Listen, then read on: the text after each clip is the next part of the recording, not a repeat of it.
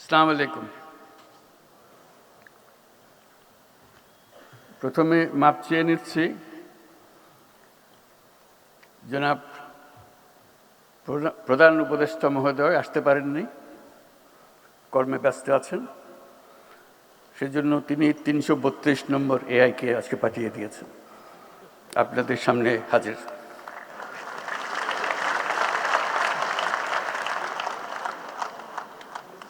আমি চেষ্টা করব উনি যা বলতে চেয়েছিলেন সেটা আপনাদের কাছে তুলে ধরার জন্য। আশা করি তিনি সন্তুষ্ট হবেন, তার কথাগুলো আমি বলতে পেরেছি। ঢোকার পথে আমি জিজ্ঞেস করেছিলাম শ্রোতাদের মধ্যে আমার মতো এআই কেউ আছে কিনা। এই জন্য জানতে চেয়েছিলাম তাহলে কথা বলতে সুবিধা হবে, আমার কথাগুলো তারা তাড়াতাড়ি বুঝবে। তারা তথ্যটা দিতে পারে নাই, তারা বোধহয় সজাগ ছিল না যে এখানে শ্রোতাদের মধ্যেও এআই থাকতে পারেন, কারণ যাদের তারা প্রতিনিধিত্ব করছেন তারা নানা কারণে আসার সুযোগ পান নাই।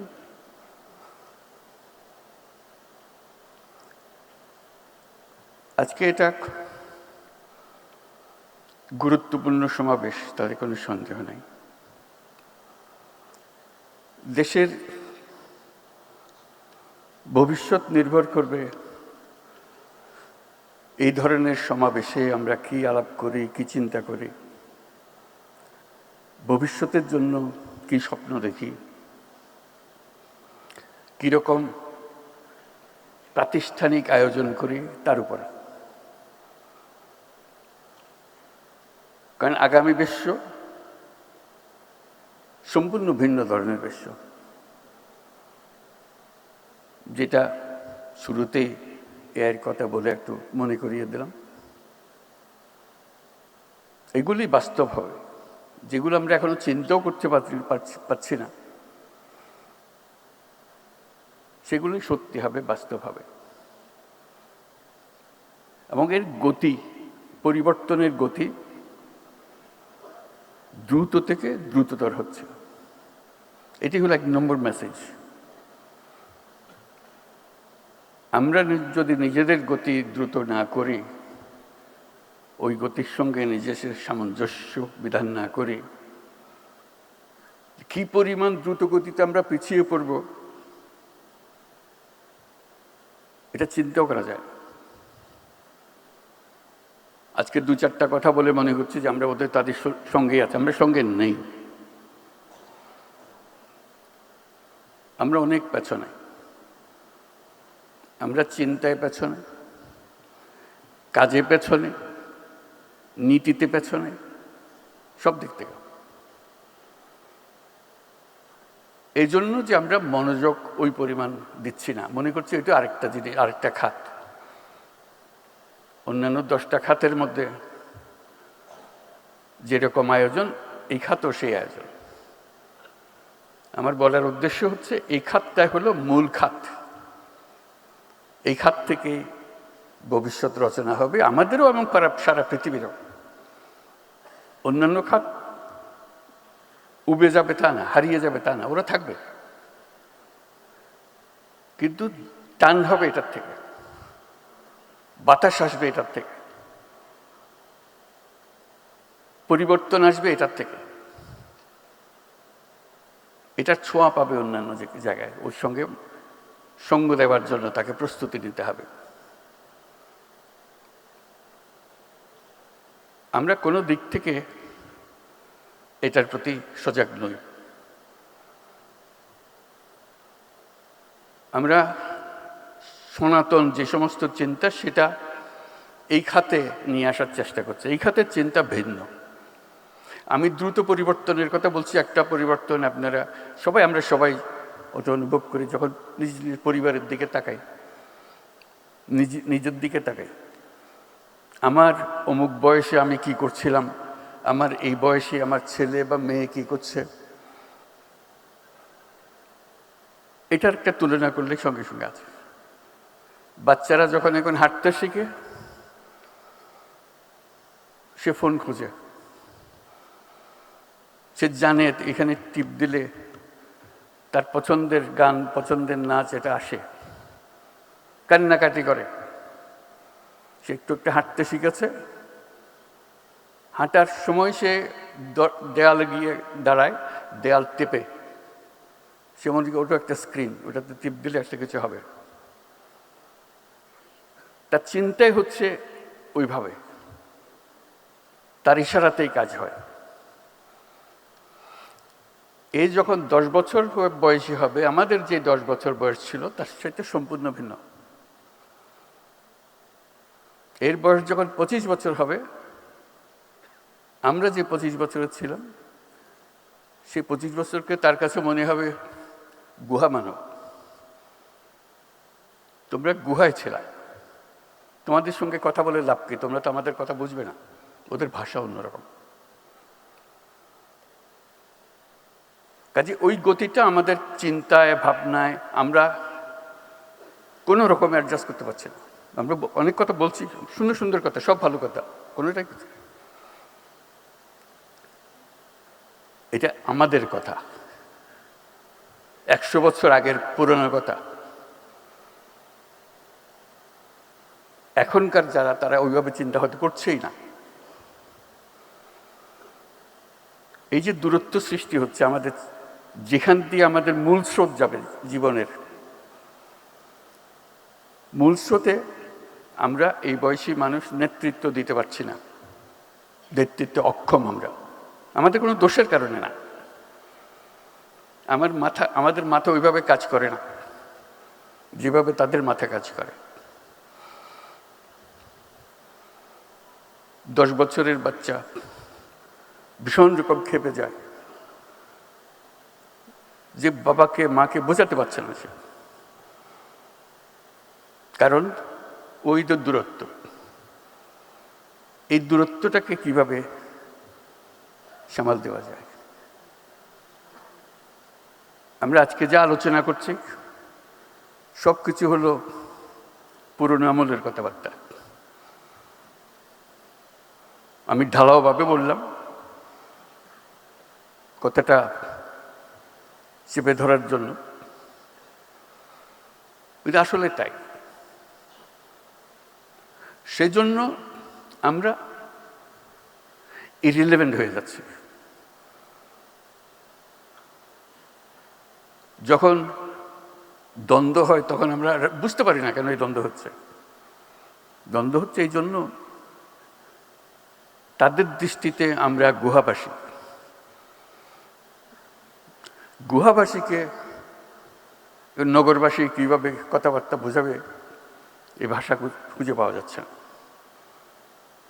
এটা নগরবাসী গুহাবাসীর, আজকে নগরবাসী বলছি, গুহাবাসী গুহারও আগে চলে যাবে, নগরবাসী আরও অনেক উপরে, অতি অল্প সময়ের মধ্যে দূরত্ব আরও বেড়ে যাবে। এই দূরত্ব সামাল দেওয়াই হলো আমাদের চ্যালেঞ্জ। এখন এখানে সিনিয়র সচিব শ্রীশু বলেছে, বিশেষ সহকারী আইসিটি মন্ত্রণালয় ফয়েজ বলেছে যে আমরা নাগরিক সেবা দেওয়ার চেষ্টা করছি। আমি প্রথম দিন থেকে চেষ্টা করছি যে এটা কেন হবে না। মাঝে মাঝে কথাবার্তা হয়, কাগজপত্র দেখি, সরকারের পক্ষ থেকেও বলা হচ্ছে আমরা সব কিছু ডিজিটালাইজ করে দেবো, নাগরিক যে কোনো জিনিস তার কম্পিউটার থেকে পেয়ে যাবে। এটা কথা, বাস্তবে দেখি না। তা আমি সকল সচিবের সঙ্গে আলাপ করেছি, কেন হচ্ছে না, এই যে হচ্ছে, এই যে আমরা করেছি, আমরা এখানে একটা করেছি, এবং বেশিরভাগ হলো মন্ত্রণালয়ের ভেতরে, তার ডিপার্টমেন্টের ভেতরে। আমি ডিপার্টমেন্টের ভেতরে না, এটা মানুষের কাছে যেতে হবে। ডিপার্টমেন্টের ভেতরে হলে তো আগের মতো রয়ে গেল, শুধু মাঝখানে একটা কম্পিউটার দেখাইলাম। এটা মানুষের আয়ত্তে চলে যেতে হবে। সরকারকে সে দেখবেই না, সরকার মানুষের কাছে, সরকার কেন বসে থাকবে? সরকারের সার্ভিস যাবে, সরকার যাবে না। সরকারের প্রযুক্তি যাবে, সরকার যাবে না। একটা ইয়াং ছেলে মেয়ে সোৎসাহে কাজ করবে গ্রামে গঞ্জে, তারা তো তৈরি, তাদেরকে ট্রেনিং দিতে হবে না। ফয়েজও বলেছে, শিশু বলেছে, আমরা করেছি, আমরা মেনে নিচ্ছি করেছি, কিন্তু আমরা দেখি নাই, আপনারাও দেখেন নাই হয়তো।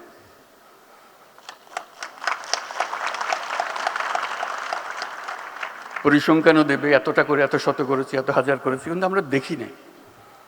কেউ ঘরে আসে বলে নেই, দেখেন আমি এনআইডিতে যাওয়ার কথা, এখানে টাকা দিয়েছে, আমার এনআইডিতে দিয়ে দিছে। আমি বিশ্বাস করি না যে সেটা পারবে। আমি অবাক হয়ে গেলাম। এই গল্প কেউ ঘরে এসে বলে নাই, বন্ধুকে বলে নাই। যদি হয়ে থাকে তাহলে তো এটা সবার কাছে চলে যাওয়ার কথা। একই জিনিস তো, ও যেখানে সরকারের ধারে কাছে যাওয়ার দরকার নেই। সরকারের কাজ হলো জিনিসটা তৈরি করে দেওয়া, তারপর নাগরিকের কাজ করবে। এখন সরকার যেহেতু চাইছে না সবাই আমার কাছে আসতে হবে, আমার কাছে না আসলে আমার জীবন অসার। সেখানে এটা শক্তি, তথ্য প্রযুক্তির শক্তি। আজকে যে প্রতিনিয়ত আমরা বলে যাচ্ছি দুর্নীতি দুর্নীতি দুর্নীতি, একমাত্র কারণ হলো নাগরিককে সরকারের কাছে আসতে হয়। আসতে না হলে দুর্নীতি হওয়ার সুযোগ নেই। হবে, তারা আরো অন্য টেকনিক বার করবে, বিপক্ষী অন্য টেকনিক বার করবে, কিন্তু এই টেকনিকে হবে না, নতুন টেকনিক লাগবে। সেটার জন্য প্রতিষেধক বের করতে হবে। কাজেই যত প্রযুক্তি আমরা বলি, যত আশ্বাস দিই, সেটা বাস্তবে আসতে হবে।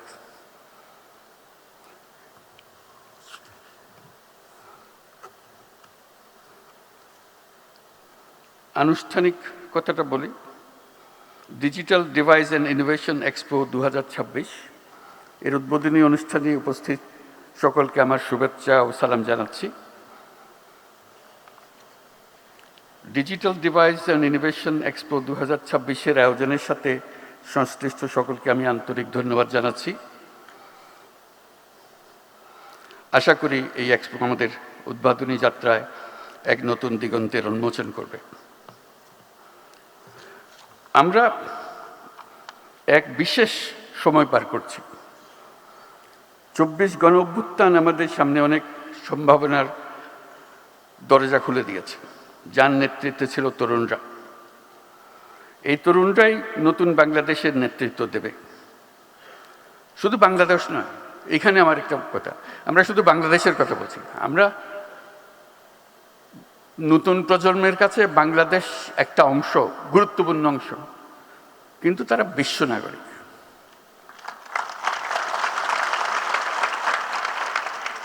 আপনি তারে ঠেলে ঠুলে খালি না বাংলাদেশে ঢুকিয়ে দেন না। বাংলাদেশের কাজ করবে সে, বাংলাদেশের কাজ করার জন্য, সেই গর্ব অনুভব করার জন্যই তাকে বিশ্ব নাগরিক হতে হবে, কারণ বিশ্বে তার ভূমিকা পালন করতে হবে। আমি একটা প্রচেষ্টা করেছিলাম, ব্যর্থ হয়েছি, বহুবার বলেছি, একটা অ্যাপ বানানো, শুধু একটা অ্যাপ বানানো, নামও দিয়েছিলাম শুভেচ্ছা। এটা হলো বাংলাদেশি যে যেখানে আছে দুনিয়ার, যে যে কাজে আছে, এই অ্যাপের মাধ্যমে বাংলাদেশের সঙ্গে যুক্ত হবার, বাংলাদেশি কে কী করছে তার খোঁজ খবর নেবার একটা সুযোগ হবে। তার বৈশিষ্ট্য কী, তারা সেই বৈশিষ্ট্যের আরও কারা আছে, তারা একটা সাব গ্রুপ করবে। তারা বলবে আমি তো এই কাজ করি, আমি তো এটা বাংলাদেশে যে কোনো সময় করে দিতে পারি। আমাদের যে অ্যাসেটস সারা দুনিয়াতে ছড়িয়ে আছে এবং তাদের আন্তরিকতার কোনো সীমা নেই, একটু ইশারা দিলে লাভ দিয়ে আছে, কিন্তু আমরা নারাজ তাদের সঙ্গে আলাপ করতে। এই অ্যাপটা এই হচ্ছে করতে করতে আজ পর্যন্ত হলো না। একটা জায়গা আমরা যদি টেকনোলজি এতই বুঝি, এতই আমাদের কৃতিত্ব, এই কাজটা কেন করতে হবে? একটা জায়গা যেখানে আমরা সবাই একত্র হব, যারা ইচ্ছুক তারা পাতে নিজেদের সাব গ্রুপ করবে, আমি এখান থেকে এই সাবজেক্টে আমি করতে পারি, এই কাজটা আমরা তো এটাই রিসার্চ করেছি, এটাই তো বের করেছি, সারা দুনিয়া নিচ্ছি, বাংলাদেশ কেন নেবে না? আমি গিয়ে করে দিয়ে আসবো, বা আমার এখানে পাঠিয়ে দাও, আমি সব ঠিক করে দেব। আমি থাকার ব্যবস্থা করব, কাজের ব্যবস্থা করব, ইত্যাদি ইত্যাদি। সম্ভব, বিরাট রিসোর্স একটা। এই রিসোর্সটা আমরা ব্যবহার করতে পারছি না, অথচ আমরা মনে করছি যে প্রযুক্তিতে আমরা অনেক কিছু করে ফেলেছি। বহু করার আছে, বহু জিনিস আছে যেটা আমরা হাতে দিচ্ছি, শুধু গদবান্ধা কথা বারে বারে উচ্চারণ করে যাচ্ছে।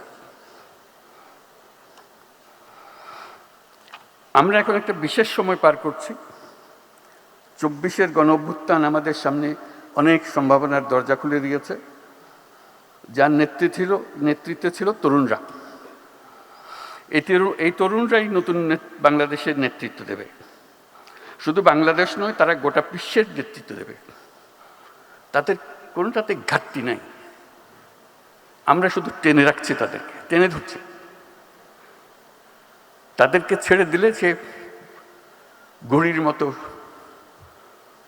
উড়ে বেড়াবে। বর্তমান তরুণ প্রজন্ম আগেকার প্রজন্ম থেকে সম্পূর্ণ আলাদা। আমরা দেখতে একরকম, কথা বলি একরকম, মানুষ আমরা ভিন্ন। সে আমাকে অনেক পেছনে ফেলে চলে গেছে। যেহেতু আমি এত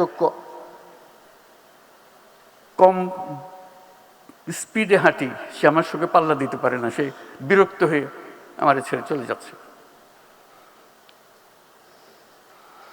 আজকের তরুণরা পৃথিবীর ইতিহাসের সবচেয়ে শক্তিশালী প্রজন্ম। এটা বিশ্বব্যাপী যে প্রজন্ম, এটা পৃথিবীর ইতিহাসে এত শক্তিশালী প্রজন্ম আর হয় নাই, এমন শক্তিশালী। তারা কি সর্বকালের শক্তিশালী? না, সর্বকালের শক্তিশালী না। এর পরের প্রজন্ম এর থেকে আরো বেশি শক্তিশালী হবে। এই দুই প্রজন্মের মুখ দেখা দেখি হবে না, এরকম অবস্থা। এর কথা এরা বুঝবে না। এইভাবে এটা চলবে। এই শক্তিটাকে আমরা কাজে লাগাতে পারছি, তাকে রিকগনাইজ করতে পারছে না, তাকে রিকগনিশন দিচ্ছে না। রিকগনিশন দিলে সে এগিয়ে আসতে পারতো, কাজটা করতে পারতো। এই যে পরিবর্তন, এই যে শক্তিশালী হয়েছে, তার এসেন্সটা হলো প্রযুক্তি, যেটার বিষয়ে আমরা আলাপ করছি। ওর কারণেই সে ভিন্ন। সে আমার ছেলে, আমার মেয়ে, কিন্তু ওই যে বললাম, তার কাছে আমি গুহাবাসী। যেহেতু তার কাছে ওই শক্তি, আলাদিনের চেরাগ তার হাতে, এই আলাদিনের চেরাগ দিয়ে সে যা ইচ্ছা তাই করতে পারে। আমি একটা বাক্য রিপিট করি, আবার এখানেও রিপিট করি। Younger you are, more powerful you are. যতই তরুণ ততই শক্তিশালী। এটা একটা খুবই সাধারণ বাক্য, কিন্তু এটার প্রয়োগ সাংঘাতিক। মা বাবার চাইতে ছেলে মেয়ে শক্তিশালী, চিন্তায়, ভাবনায়, দৃষ্টিতে আমরা স্বীকৃতি দিই না। নাতি নাতনির চাইতে দাদা দাদির চাইতে নাতি নাতনি মনে হয় অন্য গ্রহের মানুষ।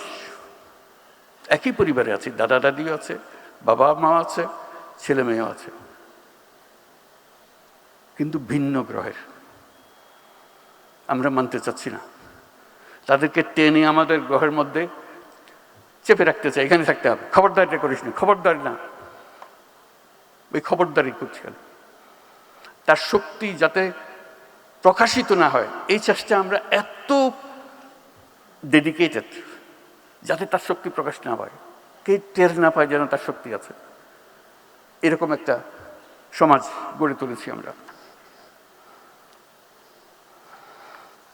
গত অভ্যুত্থানের একটা কথা স্মরণ করছি, সবাই পরিচিত। ইন্টারনেট যখন বন্ধ করে দেওয়া হলো, সমস্ত তরুণ সারা দেশে বিক্ষুব্ধ হয়ে গেছে। সে বিক্ষোভের পরিমাণ এত ছিল, তারা ফুটন্ত তেলের মতো টকবক করছিল। কি হয়েছে? ইন্টারনেট বন্ধ করে দিয়েছে। এখন বুঝতে পারেন ইন্টারনেটটা তার প্রাণের কত প্রিয় জিনিস। এটা সহ্য করতে পারতেছে না।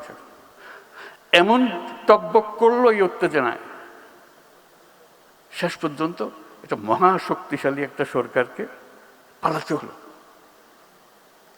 এই ইন্টারনেট বন্ধ তার একটা বড় ভূমিকা রেখেছিল। এটা কত তার প্রিয়, তার মা বাবার কাছে হয়তো অত প্রিয় না, তার দাদাদের কাছে বুঝতেই পারে না কেন এটা করছে, কি হলো এটাতে।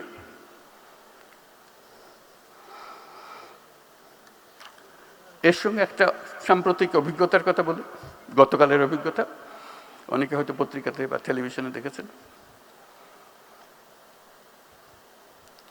পার্বত্য চট্টগ্রামে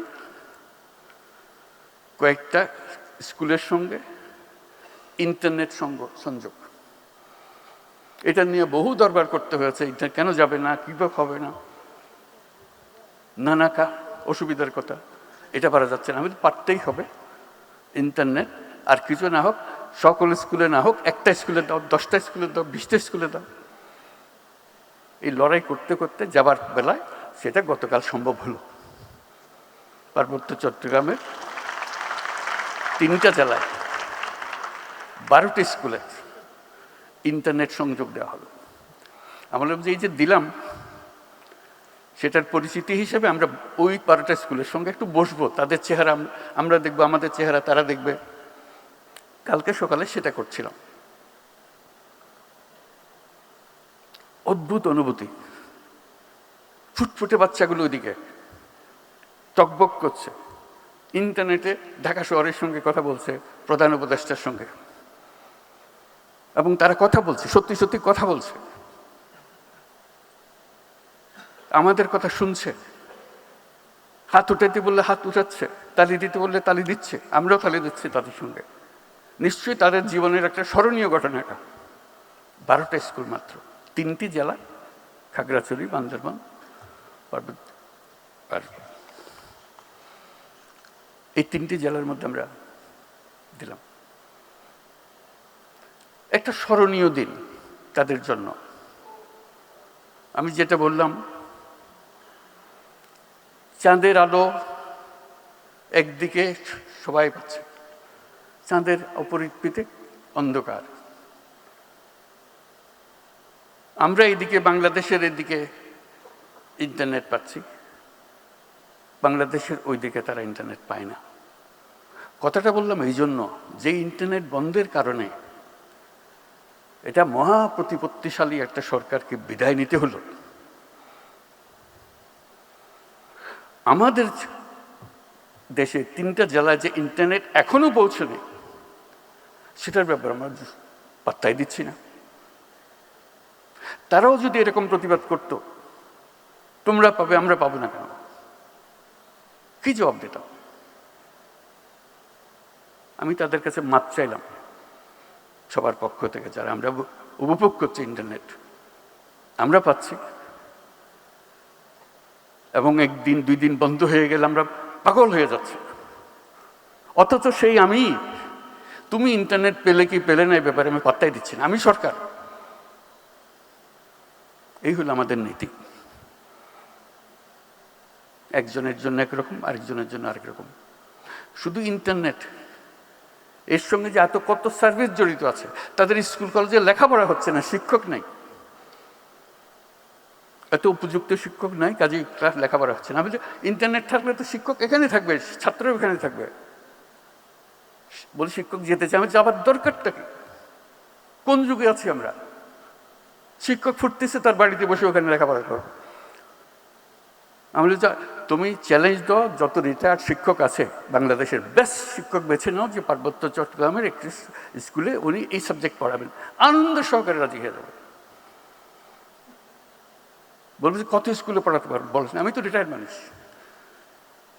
and he may be or she may be the best teacher. সে আনন্দ পাবে, ছেলেরও পাবে, শুধু ওই ইন্টারনেট প্রযুক্তিটা লাগিয়ে দেওয়া। তো কালকে তো ওপেন করলাম, খেয়াল রাখবেন এটা কয়দিন ওপেন থাকে। অনেক সময় সরকারকে বুঝ দেওয়ার জন্য একটা করে ফেললাম, মন্ত্রী মহোদয়, প্রধান উপদেষ্টা নির্দেশ দিয়েছেন, কাজে একটা কিছু করতে হবে, করলাম। উনিও ভুলে গেলেন, আমরা ভুলে গেলাম। 2500 স্কুল আছে পার্বত্য চট্টগ্রাম, আমরা 12টার সঙ্গে কথা বললাম মাত্র। এই হলো আমাদের প্রযুক্তি।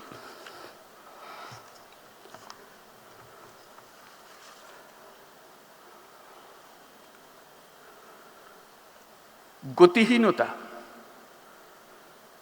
আমাদেরকে শেষ করে দেবে। পৃথিবী ওই স্পুটনিকের ব্যাগে চলে যাচ্ছে, গ্রহের মতো চলে যাচ্ছে। আমরা যেখানে আছি এখানে আসছি, আস্তে ধীরে হবে তো এটা করে দেন ওইটা করে দেন, দুইটা টুকটাক জিনিস। আমরা টুকটাকে সীমাবদ্ধ রাখছি নিজেকে। আমরা পৃথিবীর অংশীদার হতে চাচ্ছি না বা হতে দিচ্ছি না, হোয়াটএভার। আমরা পৃথিবীর নাগরিক। এই প্রযুক্তি আমাদেরকে পৃথিবীর নাগরিক করেছে। আমি যেটা করি সেটা ইউরোপের কাজে লাগে। আমি যেটা ভাবি সেটাতে পুরো মহাদেশ পরিবর্তন হয়ে যায়। আমি শুধু আমার গ্রামে করলাম, সন্তুষ্ট হয়ে গেল। গ্রামে যেটা করেছি সেটা পৃথিবীর জিনিস। এই প্রযুক্তি আমাকে সেই প্রকাশ করার সুবিধা দিচ্ছে, যোগাযোগের সুবিধা দিচ্ছে। সেটা আমরা কিভাবে নিয়ে যাব, এটাই হলো বিষয়। তারপরে আমরা একটা জিনিস বরাবর রিপিট করে যাই, এটার বিরুদ্ধে আমি আমার কথাটা বলেই যাচ্ছি, আজকেও আবার বলবো। আমাদের আশ্বাস হলো সবার জন্য চাকরি দেব। ধরে নিয়েছি মানুষকে চাকরি করতে হবে, ভাগ্যে আর কিছু নাই। আমি সবাই বোঝানোর চেষ্টা করছি এটাকে সম্পূর্ণ ভুল জিনিস। এই চাকরির বিষয়টা এসছে দাসপ্রথার থেকে। আগে দাস ছিলাম, সেটার একটা উন্নত ভার্সন হলো আমি দাস নই, আমার মাসিক বেতন দিবা বা বছরে কিছু দিবা, কিন্তু তার হুকুমে চলতে হবে। আমাদের ওইখান থেকেই আমাদের ভুল পথে যাওয়া শুরু হলো।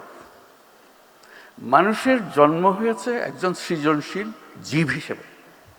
সৃজনশীলতাই হলো আমার মূল মন্ত্র, যেটা আজকের প্রযুক্তি আমাকে প্রকাশ করার সুযোগ দিচ্ছে। আমার আবার এই প্রযুক্তিকে এনে আবার দাসপ্রথাতে ঢুকিয়ে দিচ্ছে, যে তোমাকে চাকরি করতে হবে, কোম্পানিতে চাকরি করতে হবে। প্রযুক্তি যেখানে আমাকে মুক্তি দিচ্ছে, আমি আমার কনসেপ্ট দিয়ে তারা আবার উল্টা ফেরত পাঠাচ্ছি। আমার তো সুযোগ আসলো, বিরাট সুযোগ আসলো।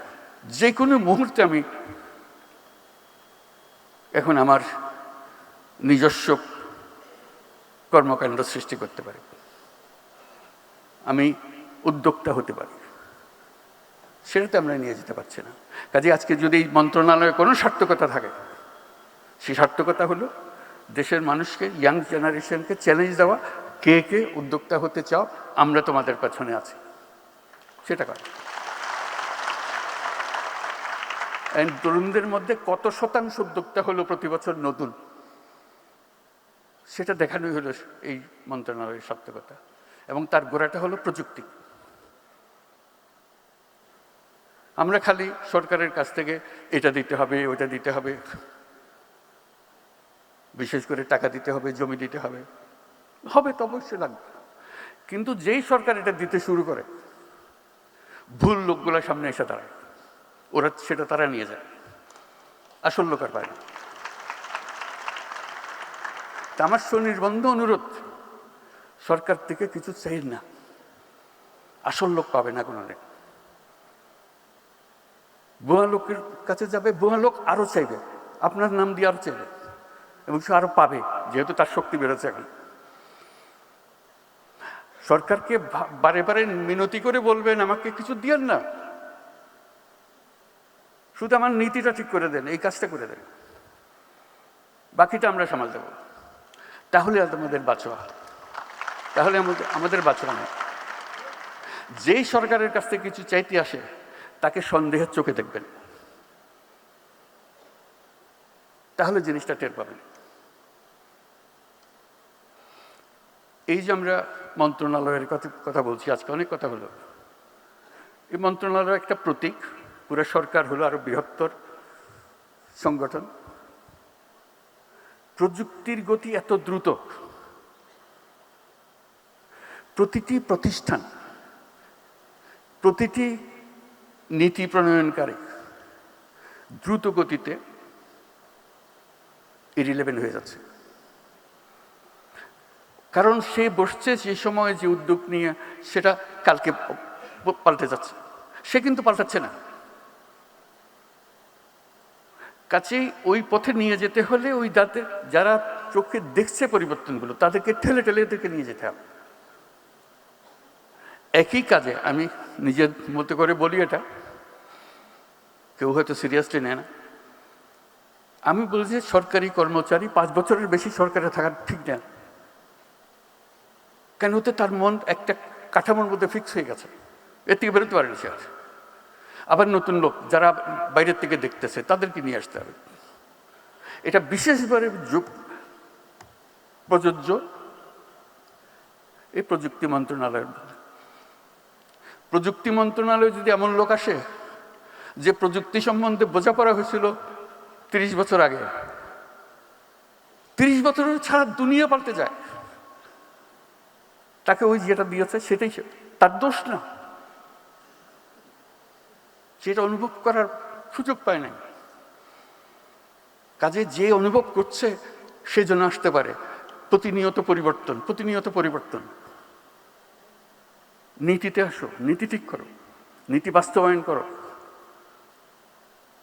যেটা মানুষের কাছ থেকে আসবে সেটাকে দিয়ে দাও। কাজে সেই জিনিসটার দিকে প্রযুক্তি এত দ্রুত, ওই যে বললাম মেয়ের চাইতে ছেলে মেয়ের চাইতে বাবা মা অবসলিট হয়ে যাচ্ছে, ইরিলেভেন্ট হয়েছে, দাদা দাদি আরও ইরিলেভেন্ট হয়ে যাচ্ছে। সরকারের কথা চিন্তা করেন, সরকার কত ইরিলেভেন্ট হয়ে যাচ্ছে, হাসি পায়। পুরনো বস্তা কাটা সে নিয়ম নীতি নিয়ে আসে, এটার উপরে সংশোধন করতে হবে, মূলটা পাল্টায় না। ওই যে ব্রিটিশ সরকার ধরিয়ে দিয়ে গেছে যে নীতি, ওই নীতির উপরে সব সংশোধন হইতেছে। আরে ভাই, ওটা তো মূল জিনিস দেখে গোলমাল, নতুন করে বানাতে অসুবিধাটা কি? সেই পরিবর্তনে কেউ জানে, সব ঠেকার কাজ। আমার ঠেকাটা সামলা দিতে হলো, আমার প্রমোশন হবে, আমি অন্য জায়গাতে চলে যাব। রাজনীতিবিদও তাই, আমার মেয়াদটা কাটিয়ে দিই, আমি আবার পুনর্নির্বাচিত হলো। এই হলো ব্যাপার। আমরা প্রতিষ্ঠান বানাই, প্রতিষ্ঠান এই যে একটা বানিয়ে দিয়েছে ওটাভাবে চলতেছে। আমার তো মনে হয় প্রতিটি প্রতিষ্ঠান 10 বছর পরে পরে আবার নতুন করে বানাতে, একদম গোড়ার থেকে বানাতে হবে। কারণ এর মধ্যে পৃথিবী পাল্টে গেছে, নিয়মকানুন পাল্টে গেছে, তার লক্ষ্য পাল্টে গেছে, এবং সে ওখানে স্থির হয়ে বসে আছে। তো এই পরিবর্তনগুলো আসতে হবে, এটি হলো আমার মুদ্রা কথা।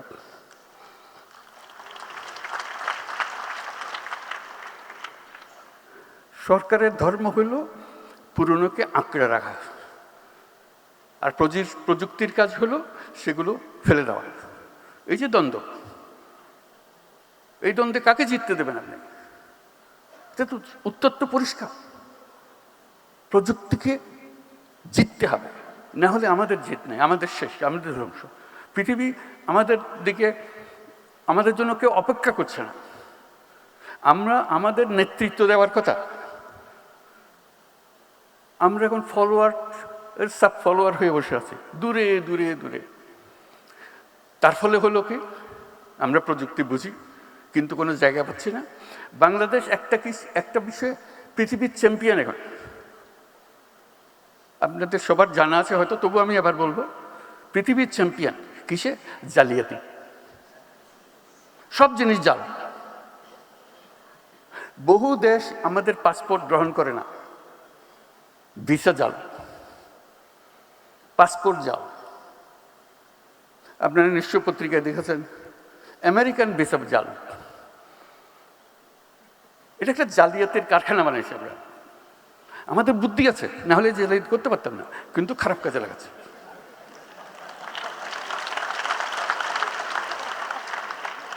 যে জালিয়াতি করতে জানে তার কাছে অনেক ক্রিয়েটিভিটি। আমি মধ্যপ্রাচ্যের একটা রাষ্ট্রের মন্ত্রীর সঙ্গে আলাপ করছিলাম। তারা বহুদিন ধরে আমাদেরকে প্রবেশাধিকার দিচ্ছে না।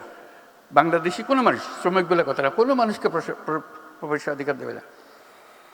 এমনকি আমি যেটা তাদেরকে বোঝানোর চেষ্টা করার জন্য সর্বনিম্ন, আমাদের যে মেরিনার যারা জাহাজ চালায় দুনিয়াতে, should be proud of them, they are leading the industry. যে তারা জাহাজ চালায় দুনিয়ার, তারা এক বন্দর থেকে আরেক বন্দর, সেই উপলক্ষে তাদেরকে ওই দেশের বন্দরে যখন জাহাজ আছে তখন কয়েকদিনের জন্য তারা ছুটি পায়, শহরে গিয়ে একটা ঘোরাফেরা করে আসা যাওয়া করতে পারে, জাহাজ ছেড়ে স্থলে আসতে পারে। ওই দেশে তারা আমাদের বাংলাদেশি নাগরিক হলে তাকে নামতে দেওয়া হয় না। আমি শুধু মিনতি জানালাম যে বেচারা জাহাজে জাহাজে ঘুরে, অন্তত তাদের জন্য একটা পারমিশন দাও। বলছে আমাদের নিয়ম তো সবার জন্য প্রযোজ্য, আমরা কি করি? আমি তুমি আমার আবেদনটা গ্রহণ করো, শুধু তাদের জন্য দাও, আর যদি মনে করো সবার জন্য পর উন্মুক্ত করব। তো কয়েক মাস পরে শুনলাম যে তারা মেরিনারদের পারমিশন দিয়েছে।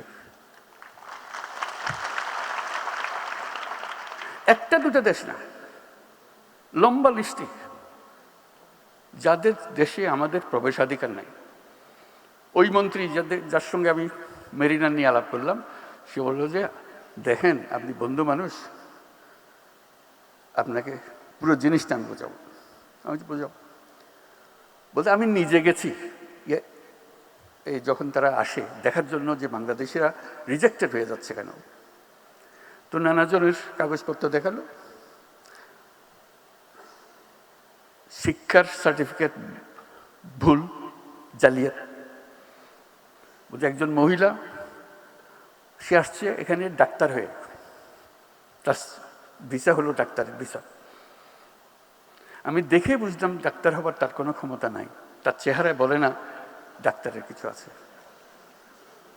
তা আমি জিজ্ঞেস করলাম আপনি কোন মেডিকেল থেকে পাশ করেছেন? তখন কাগজপত্র ঘাটে আর জন্য বের করে দিল মেডিকেল সার্টিফিকেট। তো স্টাফরা বলে স্যার এটা জাল, এটা ভুয়া, বাকি সমস্ত সার্টিফিকেট তার জাল। সে বললো যে আমার অ্যাসেসমেন্টে শোভদ কাজ যেটা শেষ পর্যন্ত করবে, আমি ঢুকতে পারমিশন দিলে সে গৃহকর্মী হবে, কিন্তু নিয়ে এসছে ডাক্তারের সার্টিফিকেট। কি হবে আমাদের? এই প্রযুক্তির কথা বলছি যে এই প্রযুক্তি সে জালিয়াতির কাজে লাগাবে। যদি না আমরা আগের থেকে আমাদের নিজেদের সংশোধন করি, এই গোড়াগুলো কেটে দিই। হাজারে হাজারে মানুষ, নানা ভুয়া, সব কিছু ভুয়া, পারমিশন ভুয়া, ব্যাংক সার্টিফিকেট ভুয়া, এবং আমরা ইস্যু করছি সেগুলো, এবং জেনুইনলি ইস্যু করছি, যেখান থেকে যাওয়ার কথা সেখান থেকে ইস্যু করছি পয়সা। কাজেই আমাদেরকে প্রযুক্তিতে আসতে হলে ন্যায্য জিনিস নিয়ে আসতে হবে। জালিয়াতির কারখানা, এই দেশ জালিয়াতির কারখানা হবে না, হবে না, হবে না। এটাকে আমরা করতে চাই না। আমরা নিজ গুণে দেশে সারা দুনিয়াতে মাথা উঁচু করে চলতে চাই, এবং সেই সামর্থ্য আমাদের আছে। আজকে এই প্রযুক্তির বৈঠকে আমরা সেইভাবে মন ঠিক করি যে আমরা জালিয়াতি থেকে বের হয়ে আসবো, আমরা তরুণদেরকে উদ্যোক্তা হবার সুযোগ করে দেব, এবং আমাদের নীতি বাস্তব এবং বর্তমানকে প্রতিফলিত করুক সে ব্যবস্থা করব, মানুষের সহায়ক সরকার করব, ওইভাবে আমাদেরকে চলতে হবে। তাহলে এই সমাবেশের সার্থকতা। সবাইকে ধন্যবাদ।